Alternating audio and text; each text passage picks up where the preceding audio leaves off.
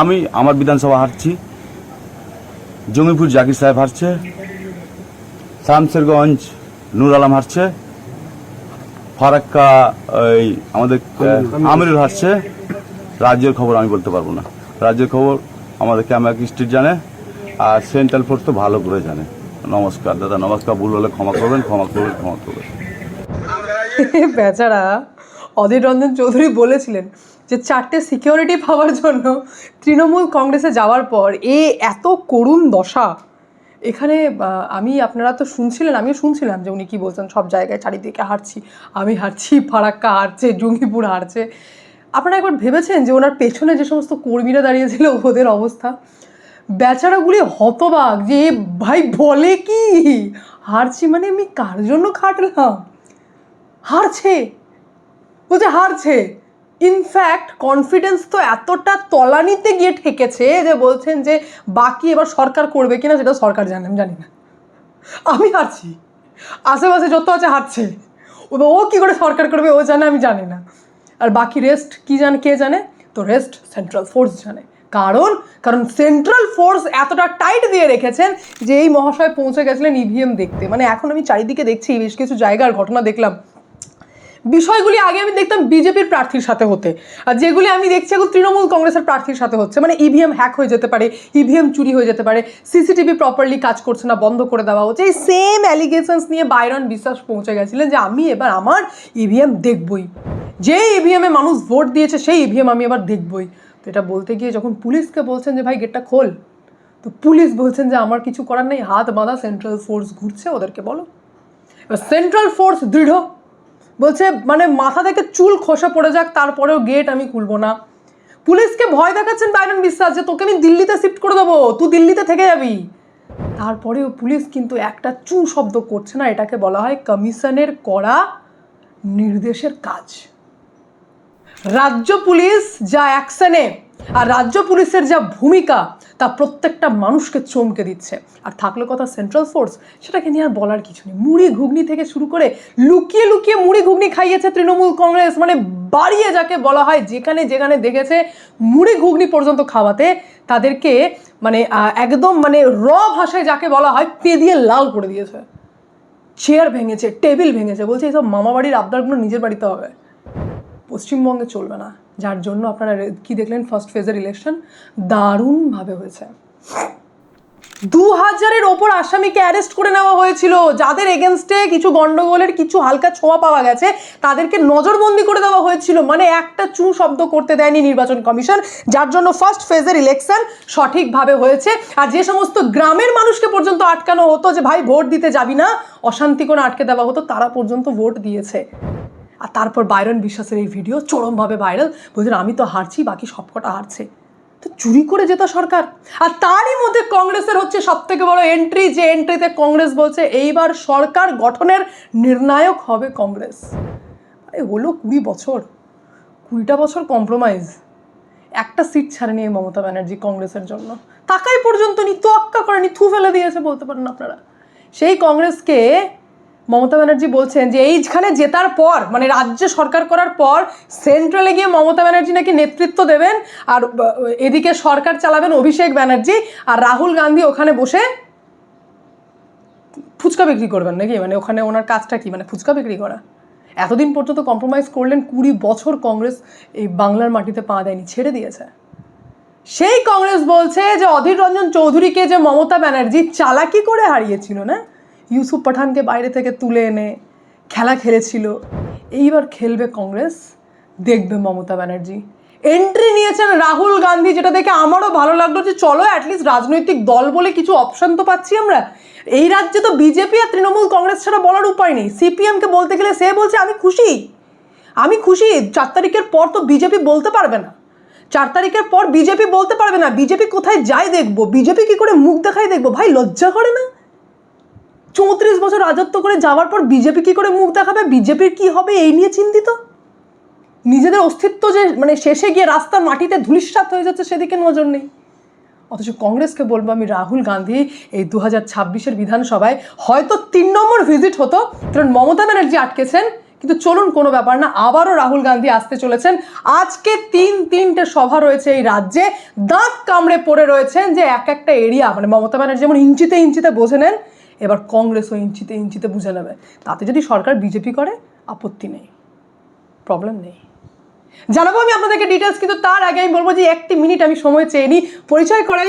মার্কেটুলস এটি একটি সেবি registered trading app, যেখানে মাত্র 99 টাকা প্ল্যাটফর্ম চার্জ লাগে লাইফ টাইমের জন্য। দেখুন, আমি পিন দিয়ে লগ ইন করলাম, ফলো ট্রেন্ড অপশনে ক্লিক করেছি। এখানে প্রফিটেবল ট্রেডগুলি আপনারা দেখতে পাবেন। এখানে অনেক কম টাকা থেকে ট্রেড শুরু করতে পারবেন, যেখানে অন্যান্য অ্যাপে 3 গুণ লাগে।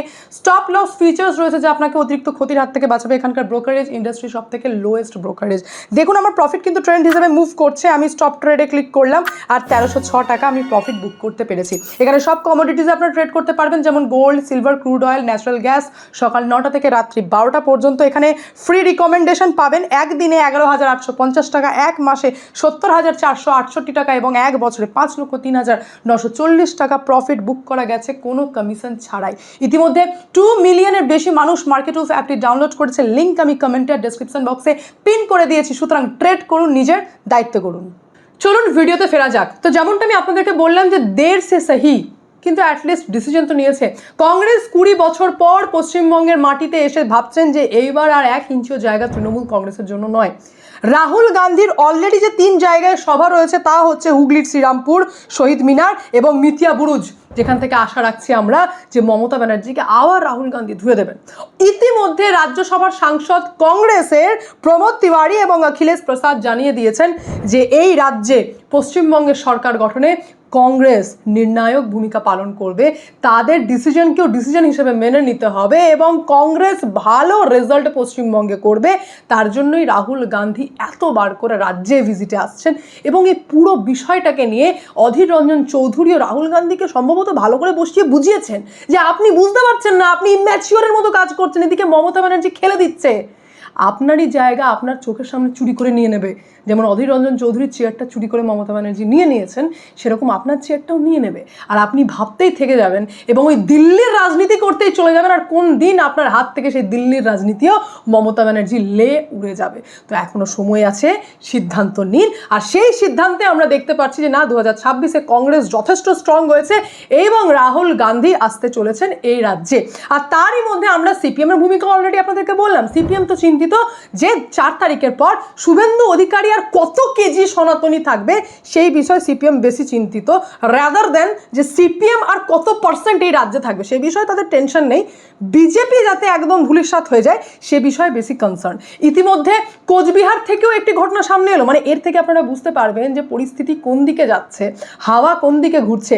যে কোচবিহারের প্রার্থী, যে কোচবিহারে এই যে রয়েছে অভিজিৎ দে ভৌমিক, যিনি ফার্স্ট ফেজ ইলেকশনের পর বিজয় মিছিল বের করেছিলেন, সেই ব্যক্তি এখন ওনার নেতৃত্বে রাস্তায় আন্দোলন করতে বসে পড়েছেন, বিক্ষোভ করছেন। কি না তো স্ট্রং রুমে সিসিটিভি ক্যামেরা বন্ধ হয়ে যাচ্ছে, ইভিএম নাকি চুরি হয়ে যেতে পারে, ইভিএম নাকি হ্যাক হয়ে যেতে পারে, এই সমস্ত নিয়ে উনি এখন বিক্ষোভ করা শুরু করেছেন। মানে বুঝতে পারছেন, বিজয় মিছিলটা ছিল লোক দেখানি, আর এরপরই নটাঙ্কি শুরু হয়ে যায়। নটাঙ্কির মধ্যে তৃণমূল কংগ্রেসের অবস্থা এত খারাপ, আবারও বলছি আমি, হাওয়া অটোমেটিক বুঝতে পারবেন। বললাম না, যত সেকেন্ড ফেজ এগিয়ে আসবে তত আপনারা বুঝতে পারবেন যে হাওয়ার বদল কোন দিকে যাচ্ছে। এই দেখুন মাথা, মানে কতটা ফ্রাস্ট্রেশন হলে তৃণমূল কংগ্রেসের প্রার্থী এইরকম কাজ করে। ভিডিওটি দেখুন একবার।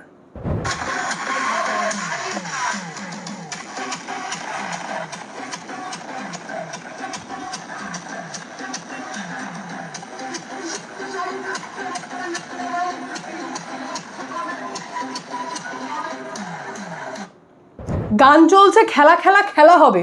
আর এদিকে তৃণমূল কংগ্রেসের প্রার্থী মোশাররফ হোসেন তার গাড়ির ড্রাইভারকে, যে ডেফিনেটলি তৃণমূল কংগ্রেসেরই সমর্থকই নিশ্চয়ই হবে, যে গাড়ি চালিয়ে যাচ্ছেন, মিছিল করাচ্ছেন, তার বুকে এক লাথি মেরে দিয়েছেন। কি না তো গাড়ি চালানোতে নাকি একটু গন্ডগোল হয়েছে। তো এই পরিস্থিতির মধ্যে দিয়ে তারা যে কতটা ফ্রাস্ট্রেটেড, এরকমভাবে কল্যাণ ব্যানার্জিরও আরও একাধিক, মানে এখন যদি আমি ভিডিও দেখাতে লাগি তাহলে আমার ভিডিও শেষ হয়ে যাবে, ভিডিও দেখানো শেষ হবে না। এরকম প্রচুর ফ্রাস্ট্রেশন তৃণমূল কংগ্রেসের ধীরে ধীরে বাইরে আসছে। আর তারই মধ্যে নির্বাচন কমিশন এবার দ্বিতীয় ফেজের আগে আরও বেশি কড়া এবার ডায়মন্ড হারবারের সিটকে নিয়ে। এতদিন পর্যন্ত দেখা হলো যে ডায়মন্ড হারবারে যে সমস্ত পুলিশকে চেঞ্জ করা হয়েছে তাদের ভূমিকা কি, তো ভূমিকা দেখে বুঝে গেলেন যে এনাদেরকেও পলিশ করে মোটামুটি ঘেঁটে দেওয়া হয়েছে। তাই নির্বাচন কমিশন এবার আবার বড় সিদ্ধান্ত নিয়েছেন, যেখানে ডায়মন্ড হারবারের অতিরিক্ত সুপার সহ 5 জন পুলিশ আধিকারিককে সাসপেন্ড করেছেন এবং তাদের বিরুদ্ধে বিভাগীয় তদন্ত হওয়ার কথাও জানিয়েছেন। চিঠি লিখেছেন রাজ্যের মুখ্য সচিবকে, যিনি হচ্ছেন দুষ্মন্ত নারিয়ালা। ওনাকে চিঠির মাধ্যমে কমিশন বলেছেন যে এনাদের বিরুদ্ধে সাসপেন্ড তো করতেই হবে, আর এই 5 আধিকারিককে বিরুদ্ধে বিভাগীয় তদন্ত করতে হবে। এখন কোয়েশ্চেন হচ্ছে যে কারা কারা তারা। ডায়মন্ড হারবারের পুলিশ জেলার অতিরিক্ত সুপার, যার নাম হচ্ছে সন্দীপ গড়াই, ডায়মন্ড হারবারের এসডিপিও সজল মণ্ডল, ডায়মন্ড হারবার থানার আইসি মৌসুম চক্রবর্তী, ফলতা থানার আইসি অজয় বাগ, উস্তি থানার ওসি শুভেচ্ছা বাগ, এনাদের প্রত্যেককে শুক্রবার দিন সাসপেন্ড করা হয়েছে এবং অভিযোগ রয়েছে যে আচরণ বিধির গুরুতর লঙ্ঘন করেছেন এরা। দ্বিতীয়, নিরপেক্ষতা বজায় রাখেননি, একদম নিরপেক্ষতা বজায় রাখেননি, মানে আবার সেই একদিকে ঢলতে লেগেছিলেন। আর তৃতীয়, নিজেদের অধীনস্থ যে সমস্ত অফিসাররা রয়েছে তাদেরকে সঠিকভাবে নিয়ন্ত্রণ করতে পারেননি। এটা হচ্ছে অভিযোগ, যার জন্য পুরো সিস্টেমকে, মানে অতিরিক্ত সুপার থেকে শুরু করে আইসি থেকে নিয়ে ওসি কাউকে ছাড়েননি, পুরো সিস্টেমকে সাসপেন্ড করে দিয়েছেন। ওনাদের জায়গায় আবার নতুন অফিসার আসছে। মানে এই কদিনে যদি ভাইপো ভেবে থাকেন যে আমি সবটা সাইজ করে একদম নিজের মতো করে মাখন বানিয়ে রেডি করব, তাহলে সেটাও ভুল হলো। কারণ কমিশনের চোখে রাজ্যের এক একটি কোণা রয়েছে, এক একটি থানা রয়েছে। আর থাকলো কথা এই যে নেক্সট যে সেকেন্ড ফেজ রয়েছে, যেটা কি পুরোটাই আপনারা জানেন যে এই গ্রেটার কলকাতা সাইডে এবং এই যে সাউথ কলকাতা সাইডের রিজনে যে ইলেকশন হতে চলেছে, সেখানে ডায়মন্ড হারবার যে কত বড় ফ্যাক্টর সেটা কিন্তু কমিশন অলরেডি জানেন। আর এই অ্যাকসেন্টটার ব্যাপারে আমি আপনাদেরকে জানাই, 5 আধিকারিককে তো শুক্রবার দিন সাসপেন্ড করেছেন। তার আগের দিন অর্থাৎ বৃহস্পতিবার রাতেই হিঙ্গলগঞ্জ থানার ওসি সন্দীপ সরকারকেও সাসপেন্ড করেছেন। মানে অ্যাকশন দুদিনই নিয়েছেন কমিশন, বৃহস্পতিবার দিনও নিয়েছেন, শুক্রবার দিনও নিয়েছেন। এবং তার পাশাপাশি এই ডায়মন্ড হারবার জেলার পুলিশ সুপার ঈশানী পালকে সতর্ক করে দিয়েছেন যে ভাই, নিজের মতো করে সঠিকভাবে নিরপেক্ষভাবে কাজ করতে হবে। কারোর চটির তলায় নিজের ওপর প্রেশার নেওয়া যাবে না, কারণ আন্ডারে কাজ করা যাবে না। নিরপেক্ষভাবে কমিশনের নির্দেশে কাজ করতে হবে। আর ভোট যাতে ডায়মন্ড হারবারে সঠিকভাবে হয় সেই দিকে নজর দিতে হবে। তাতে ম্যান্ডেট যদি তৃণমূল কংগ্রেস পায় তো ওয়েল অ্যান্ড গুড, ম্যান্ডেট যদি বিজেপি পায় তো ভালো, ম্যান্ডেট যদি কংগ্রেস পায় তো ভালো। আর সিপিএমের কথা বললাম না, তারা তো নিতেই চায় না, তাদের তো ইন্টারেস্টই নেই। তো ইলেকশন যেন সুস্থভাবে হয় সেই কারণে কমিশন এখনো পর্যন্ত অ্যাকশনে রয়েছে। আর আপনারা আজ বুঝতে পারছেন তো কেন কারাগার দপ্তরের সচিবকে পাল্টানো, কেন সমস্ত আসামিদের ডিটেলস বের করে তাদেরকে আবারও অ্যারেস্ট করা, কেন ক্রিমিনালদের ওপর নজরদারি করা, আর কেন সেন্ট্রাল ফোর্সকে ফুল ছাড় দেওয়া, অর্থাৎ ফ্রি হ্যান্ড দেওয়া। এতটা ফ্রি হ্যান্ড দেওয়া যে যদি কোনো ব্যক্তি কোনো রকম ইলেকশনে বাঁধরামি করে তাকে ধরো, মৌখিকভাবে ধরো, নন বেলেবল সেকশনে মামলা ঠোকো। এতটা ছাড় দেওয়া রয়েছে সেন্ট্রাল ফোর্সকে, যার জন্য আজ আপনারা দেখতে পেলেন যে ফার্স্ট ফেজে ইলেকশন খুব স্বাভাবিকভাবে হয়েছে। অলরেডি কান্নাকাটি শুরু তৃণমূল কংগ্রেসের বিভিন্ন প্রার্থীদের। তারা দ্বিতীয় ফেজে যে অশান্তি করবে না তারও কোনো গ্যারেন্টি নেই। যেমন প্রথম ফেজে কমিশনের কাছে অলরেডি ইনফরমেশন চলে এসেছিল যে বিকেল 4টের পর 3 জেলাকে অশান্ত করতে পারে, সেই রকমই 29 তারিখে বাঁদরামিরও ইনপুট রয়েছে। কমিশন জানেন যে কিভাবে তাদেরকে সাইজ করতে হয়।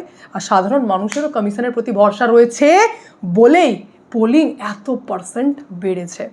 বাকি পুরো বিষয় নিয়ে আপনাদের কি মন্তব্য অতি অবশ্যই কমেন্টের মাধ্যমে জানাবেন। আমি এখানে এন্ড করবো, দেখা হচ্ছে নেক্সট ভিডিওতে। ভালো থাকবেন, সুস্থ থাকবেন, সঙ্গে অদ্বিতীয়া চ্যানেলকে অতি অবশ্যই সাবস্ক্রাইব করবেন, কারণ একটাই, যা হবে স্পষ্ট হবে। ইতিমধ্যে মার্কেটউলফ অ্যাপটি 2 মিলিয়নের বেশি মানুষ ডাউনলোড করে ফেলেছে। লিঙ্ক আমি কমেন্টে এবং ডেসক্রিপশন বক্সে পিন করে দিয়েছি। সুতরাং ট্রেড করুন, নিজের দায়িত্ব করুন।